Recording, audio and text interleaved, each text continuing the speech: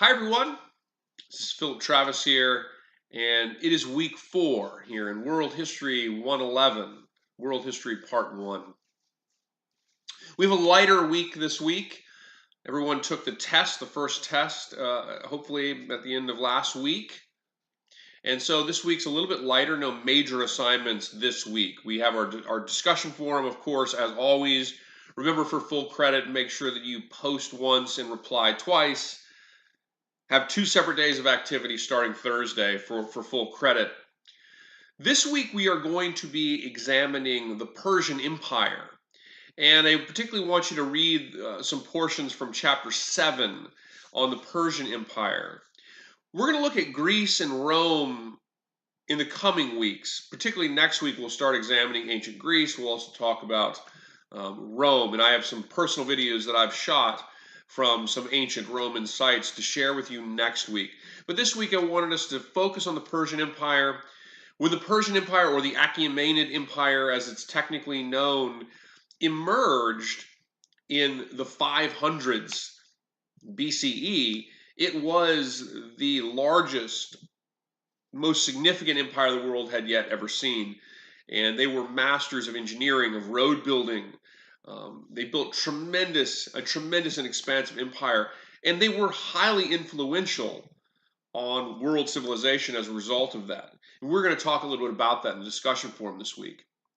Because our textbook doesn't have an incredible amount of the Persian Empire, I have a special video lecture for you this week on the Persian Empire. So please watch that. It's not only on the Persian Empire, it's also on Zoroastrianism, the religion usually associated with the Persian Empire, which was a very, very influential religion, particularly on Judaism, and through Judaism, the other Abrahamic faiths of Christianity, and further down the line, Islam. We'll be talking about that a little bit in the discussion forum this week, and I discussed that also in the video lecture. So the topic for this week is the Persian Empire. Everyone took their first test last week. Next week, we have our first paper. In this class, you only write one paper, and you have the option of writing a second paper if the first paper grade is not the grade you're looking for. If you write the second paper, I will drop the lowest score. But our first paper, the paper assignment, is due at the end of week 5, at the end of next week. And I am going to post the paper prompt in modules this week so you can get a feel for what I'm looking for on these paper assignments. They're not too difficult. I'm basically looking for you to use 3 different academic sources and write a short paper that makes a historical argument about an aspect of the subject that we have been discussing so far in the class. But it's not a long paper. It's not a long paper. It's just meant to be an exercise where I'm seeing you do some research, and I'm seeing you craft your own historical argument. So our reading is from chapter 7, the portions on the Persian Empire. I suppose a number of you probably have noticed too that we are jumping around a little bit in the textbook, and that's just because of how the textbook is organized. We are going to be examining ancient Indian culture. We're going to be examining the ancient cultures of the Americas as well, pre-Columbian Native American societies. We're also going to be examining ancient China. And we will be getting to those. But I wanted us to stay in the sort of greater Mediterranean region because we've been talking about Sumeria, we've been talking about Egypt. And so I wanted us to stay in this region. We will look at the Persian Empire, the Achaemenid Empire, and its influence in this larger region. And then next week we will look at the Greeks and then the Romans as well, and consider their influence in the greater Mediterranean region. And then we'll be going and taking a look at ancient China, ancient India. We'll also be, of course, looking at pre-Columbian Native American societies, which is incredibly fascinating. All of those are incredibly fascinating. So we will be getting to those subjects. We're just kind of jumping around a little bit because I want us to stay on a particular focus right now. So don't worry, we're not skipping those. Okay, so that's about all. This is a lighter week. We have our discussion forum. I'll get those tests graded soon. Of course, next week we have our first paper due. I will put the prompt up there so you can kind of get a feel for what I expect on that and maybe start thinking about how you want to write your paper this week. It's a short paper. It's just like 3 pages, so it's nothing to panic about. It's just an exercise and using research and forming a historical argument. So the factoid for this week, it's actually kind of a fun factoid. I find this personally to be quite fascinating. So through history, as world historians, we are very interested in turning points. Like all historians are interested in turning points. The moments in history where the trajectory of human civilizations changed, if you will. The Black Death, of course, is a huge historical turning point. However, we are right now just covering the period of time in which there was one of the most significant historical turning points. And that is the collapse of the so-called Bronze Age. The collapse of the Bronze Age, which occurs, one historian has dated this to be around the time of 1177 BC. The collapse of the Bronze Age, and eventually the rise of the Iron Age. Now, what's interesting about this is how this came about. And historians don't know a whole lot about exactly what happened. Probably the most significant aspect of world history, of the study of world history, is to study the significance of interconnectivity, of interconnections.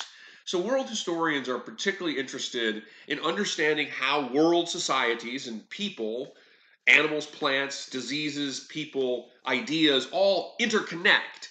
And through that process of interconnection, shape the future, knowingly or unknowingly. So world historians are very interested in interconnectivity shaping world historical change.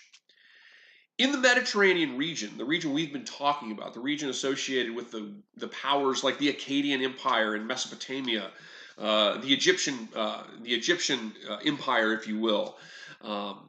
We'll be talking about the Persian Empire. They'll come a little bit later. But we've been talking about the greater Mediterranean region. During the period of the New Kingdom of Egypt, the time period of, say, Ramses the Great, for example, during this period, roughly from 1500 to roughly 1100 BC, the Mediterranean region was interconnected. Societies were engaged in a myriad of trade and economic enterprises with each other. For example, in Greece, Mycenaean Greece, they were seafarers and they were reliant on trade. That's what they controlled. Well, in 1177, a process began whereby these kind of classical societies of antiquity really fell apart, it seems. And many historians have said that this was due in part, it was maybe kicked off by a battle fought between Ramses III and a group of people that are not well known in history, referred to as the Sea Peoples. And the term the Sea Peoples comes from the ancient texts associated with the battle between Ramses III and these people, the Sea People. It's believed that the Sea People waged a war on ancient Egypt. And to make a long story short here, set off a chain reaction whereby the Egyptian economy collapsed, and this affected other regional economies. The collapse of the Egyptian economy plays into the collapse of Mycenaean Greece and sends Greece ultimately into the Greek Dark Ages.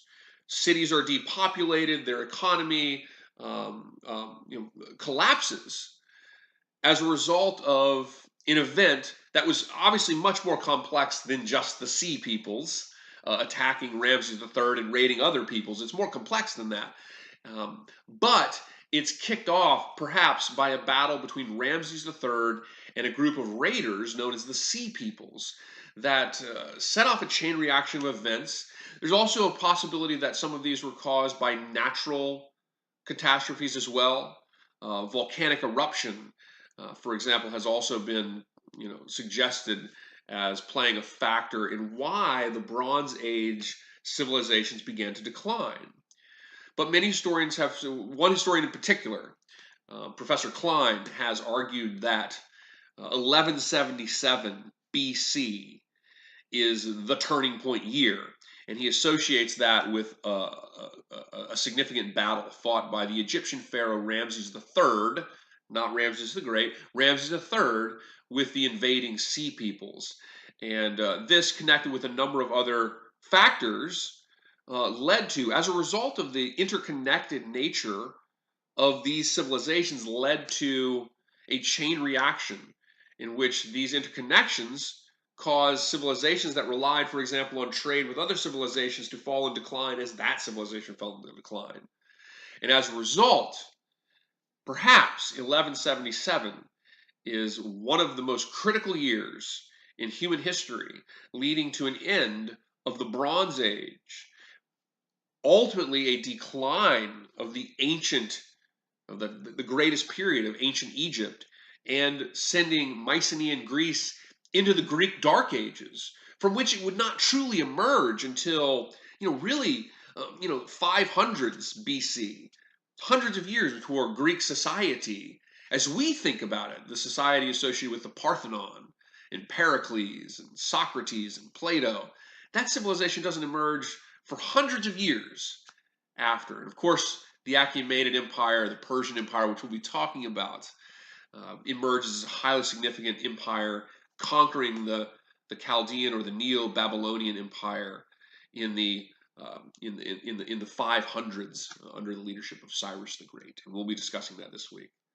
So the factoid is the Sea Peoples in 1177 BC, perhaps a battle between the Sea Peoples and Ramses III in 1177 kicked off a chain reaction of events caused because of the interconnection nature of this region of the world, causing the Bronze Age civilizations to fall into decline.